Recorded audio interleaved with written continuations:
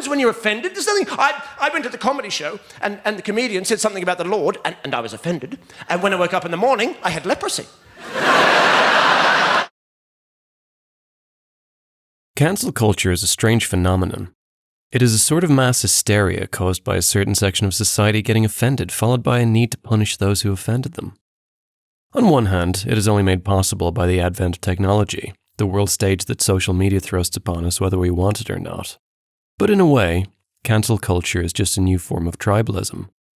Once you've been judged and cast out of your tribe, you are, for all intents and purposes, fucked. For some reason, we've always needed to publicly shame one another, like some sort of twisted bonding experience. There's something inside us that needs the thrill of collectively pointing a finger at someone and judging them. There is no such thing as private embarrassments anymore. We have to assume that every single indiscretion will eventually be made known to the world. And I have to admit, it is a weird way to live, this constant threat hanging over you that anything you said or did at any point in your past may end up destroying you. The internet remembers everything. Every comment, every picture, every stupid part of us. It has given rise to a new type of person, one that revels in the pettiest of bullshit.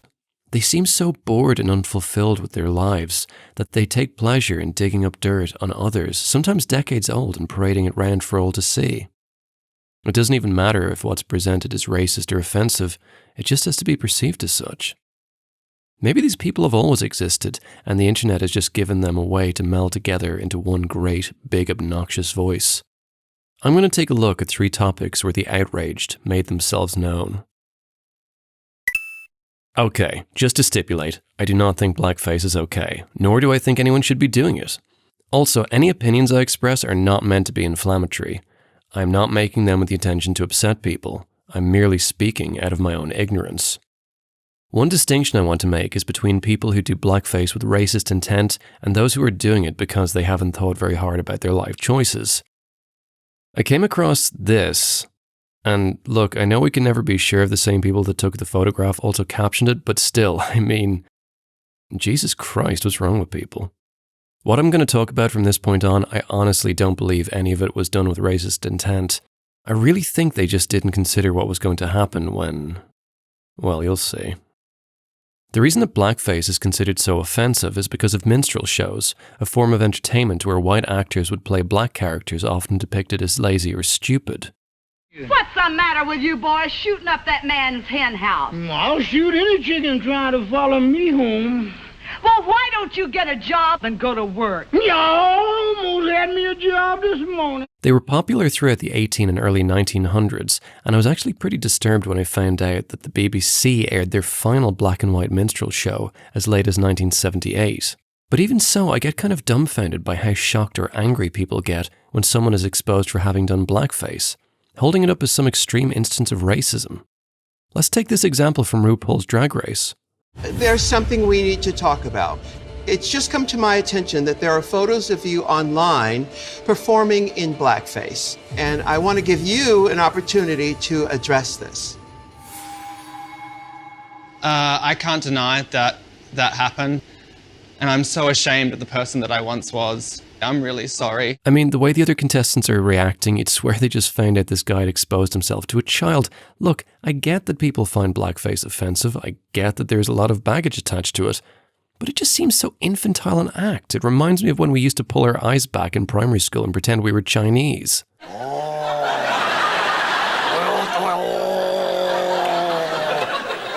am Chinese, if you please. Come on, Dougal, lighten up. I'm assuming kids don't do this anymore because, we shouldn't have been doing it. The 90s was a different time. This guy, who worked for Brevard County Fire Department in Florida, lost his job over a blackface Halloween costume. Now, my initial reaction to this was, dude, what the f*** are you doing? Don't do that. And then there was this guy's reaction. Wouldn't want him anywhere near me or my family during an emergency. Racism would clearly play a factor in whether or not he performed his best to save lives since he so proudly displays his racism. I mean, that is a lot of assumptions. Oh, and by the way, do you want to guess who they're supposed to be dressed up as? This one is O.J. Simpson, and yeah, I see what he was going for. This guy, though, the fireman who got in trouble, any guesses? Denzel Washington. How the fuck is this supposed to be Denzel Washington? I'm actually more offended by his lack of effort. Look, if you call a black person the N-word or refer to black folks as N-words, you are trash in my book, and it would take a whole lot of working on yourself to convince me otherwise. But it's really strange that some people consider doing blackface to be equally as racist an act. Jenna Marbles, one of my favourite OG YouTubers, got accused of blackface because of a video from 2011 where she did an impersonation of Nicki Minaj. I won't leave you in suspense, she was not doing blackface, she was wearing fake tan just like she did in a lot of her videos. But enough people ran with the blackface narrative and it got to the point where Jenna just decided to pack it up and quit YouTube.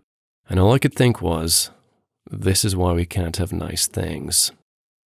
Some people think we shouldn't do blackface under any circumstance, even on TV or in movies, but then we would lose the possibility of performances like Robert Downey Jr.'s in Tropic Thunder, one of the single greatest pieces of comedic acting, ever.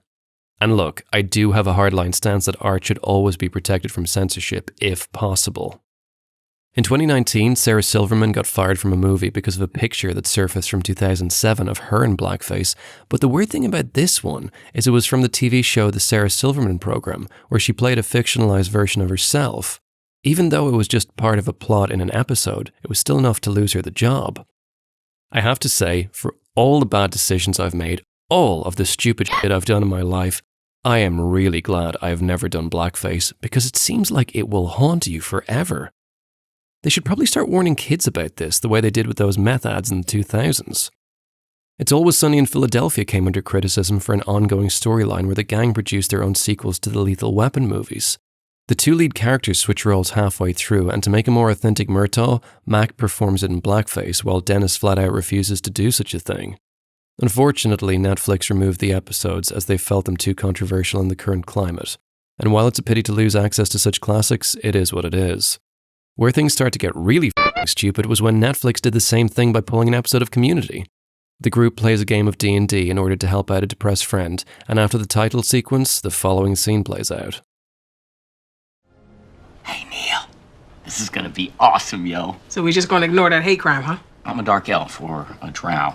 I mean, if that's the case, where do you draw the line? Is Japanese Ganguro culture blackface? When white bodybuilders darken their skin with bronzer for better contrast, is that blackface? Look at Frank in this scene from It's Always Sunny where he paints himself black to hide in the shadows. Blackface, right? White actors playing Klingons. Obviously blackface. You know what? Just to be safe, we should probably draw up an official color chart just so we can all agree on how dark is too dark. In my research for this video, I fell down the weirdest of rabbit holes. Black people doing blackface. Of course, I knew such a thing existed, but I had no idea how upset people got over it. Both Beyoncé and Drake were criticized for doing blackface, while Drake's was very much intentional part of a photo shoot for Adrian Acheson's company, Two Black Guys. I do not see how this can be considered blackface. Are black folks not allowed to darken their skin? Is it a cultural faux pas or something? And also, getting back to the original point, how the f*** can a black person not have the right to do blackface? Isn't the whole reason that blackface is deemed offensive is because of the past mockery of black folks portrayed by whites? Do you have to be so dark before you're allowed to do blackface? Do we need another color chart, maybe? I mean, words fail me. Outside the context of art, I think we can all agree that if you're not black, you should not be doing blackface. And yes, I know that brings up the question, who defines what is or isn't art? Okay, as a first step, how about we agree not to do it for Halloween? I don't care how awesome it'll make your costume, just don't f***ing do it. For everyone else, let's take a breath and get a sense of perspective. I know that growing up white, I don't have the experience of being mocked over the color of my skin, at least not quite in the same way, but just remember, not everyone caught in the act of blackface is doing it as a malicious racial attack. Some people are just thick. Now, for those of you observant enough, you may notice this section is called misogyny, with big inverted commas around it, and I'm going to explain why using this next clip. One last question. What was the first thing you noticed about me? First thing I noticed. Be honest. Completely honest, because your ick was honesty. Are they real? There was intensity there, which was good. Made me question his misogynistic mindset, though, with the last comment. But we'll see. We'll see. This is what misogyny actually means. I'm not sure how many people know that. It has become this blanket term that folks throw around when they are made uncomfortable by anything sexual. In the clip we just saw, instead of misogynistic mindset, let's call what this guy presented instead as sexy thoughts. Men have many, many, many sexy thoughts. It is important that we don't come across as creepy or gross, because with all those sexy thoughts floating around up there, it can happen very easily. Most of the time, women don't need or want to know about all the sludgy things going on in a man's head, but it's interesting that the girl in the clip asked for an honest answer, and when the guy gave her one she didn't like, it was misogynistic. Often when people say misogynistic, they mean sexist, but a lot of the time it's actually neither. There is a particular incident I want to look at that happened several years ago. On November 12th, 2014, the ESA landed a probe on a comet. This historic event was able to provide images from the comet's surface. It was the first time that anyone had performed such a feat, and it was cause for great celebration. However, in the midst of this momentous occasion, all people could seem to focus on was this guy's shirt. Matt Taylor's attire was noticed during an interview in the live stream of the event. At first, comments started out as kind of snarky, but quickly amped up to malicious in this bizarre piece published by The Verge called, "I don't care if you landed a spacecraft on a comet, your shirt is sexist and ostracizing." This is the sort of casual misogyny that stops women from entering certain scientific fields. They see a guy like that on TV and they don't feel welcome. They see a poster of greased up women in a colleague's office and they know they aren't respected. They hear comments about bitches while out at a bar with fellow science students and they decide to change majors. And those are the women who actually made it that far. Those are the few who persevered even when they were discouraged from pursuing degrees in physics, chemistry, and maths throughout high school. These are the women who forged on despite the fact that they were told by elementary school classmates and the media at large that girls who like science are nerdy and unattractive. This is the climate women who dream of working at NASA or the ESA come up against every single day. This shirt is representative of all that, and the ESA has yet to issue a statement or apologize for that. Okay, I'm going to call this projecting. I know that science has not been the most welcoming of places for women, but this is pure victim mentality.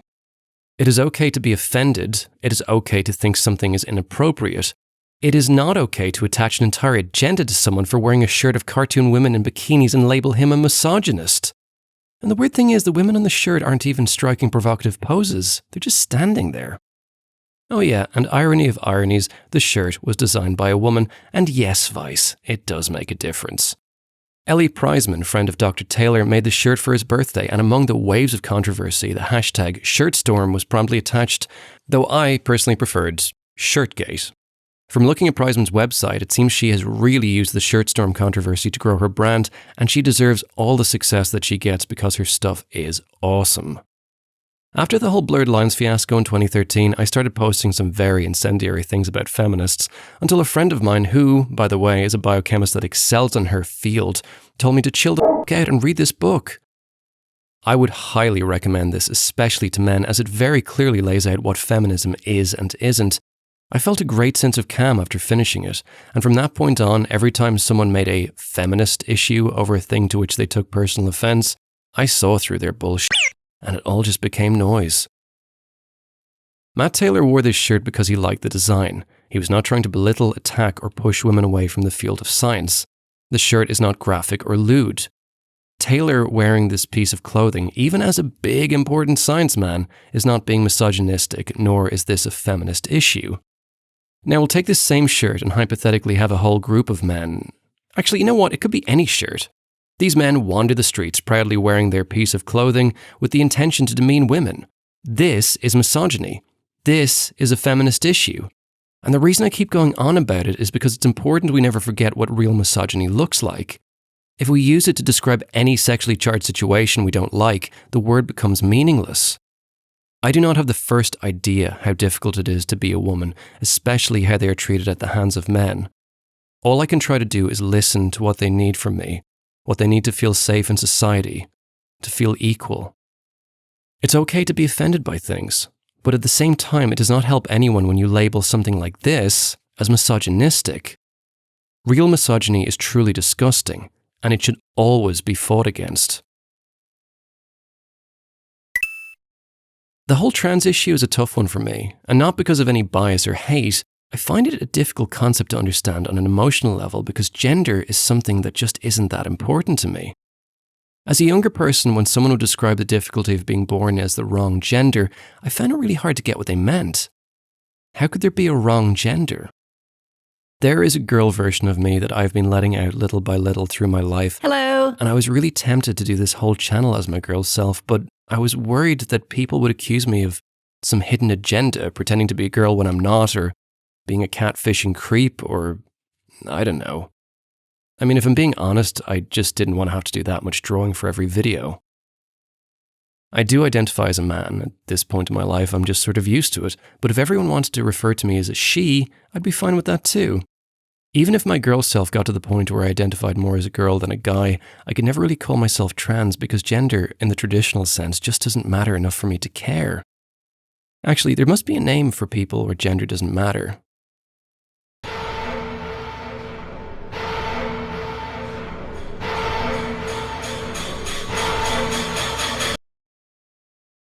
Okay, for all my high and mighty posturing that labels don't matter, I will never identify as that. Non-binary has become like the vegan of the gender world and makes me roll my eyes just as hard when someone brings it up. Look, shut up. I'm not perfect, alright? I try to be tolerant of everyone. I do. Anyway, in my attempt to understand the struggles of transgender folks, I had to learn it on an intellectual level, the way sociopaths have to learn empathy or the internet has to learn to ignore Kanye West. The trans road is an incredibly difficult one, and I greatly sympathize with those that have to walk it. I believe a trans woman is a woman and a trans man is a man. Now, if that wasn't my exact line of thinking, I would more than likely be labelled as a transphobe. Any rational discussion online about trans issues that isn't deemed correct is going to get you labelled as a transphobe. It actually got to the point where I had to double check to see if I'd misunderstood what the meaning of transphobia actually was. This has got to stop. The trans issue is a complicated one, especially with the legal implications of what it means to be a man or a woman, and I really wish people would stop pretending like it's not.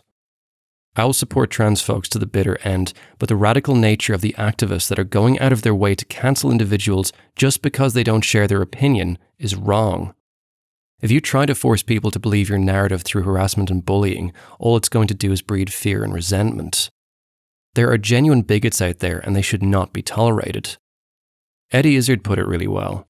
I hate the idea we are fighting between ourselves, but it's not going to be sorted with the wave of a wand. I don't have all the answers. If people disagree with me, fine, but why are we going through hell on this? I cannot begin to imagine the struggle that trans people go through on a daily basis. I will do anything I can to make their lives easier.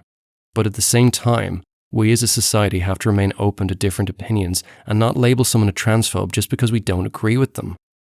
And to those with unpopular opinions, please, for the love of God, do not try and talk about them on Twitter. If you think you're going to get a balanced and rational discussion in that f***ing cesspool, you really only have yourself to blame. For anyone who indulges in cancel culture, just remember that there are real people receiving all of that hate. I'm going to say the same thing our teachers in junior school did as they tried to teach us not to be jerks. Imagine if it was you being cancelled. That one day you woke up to thousands of angry comments and threats just because of something stupid you said or did or posted.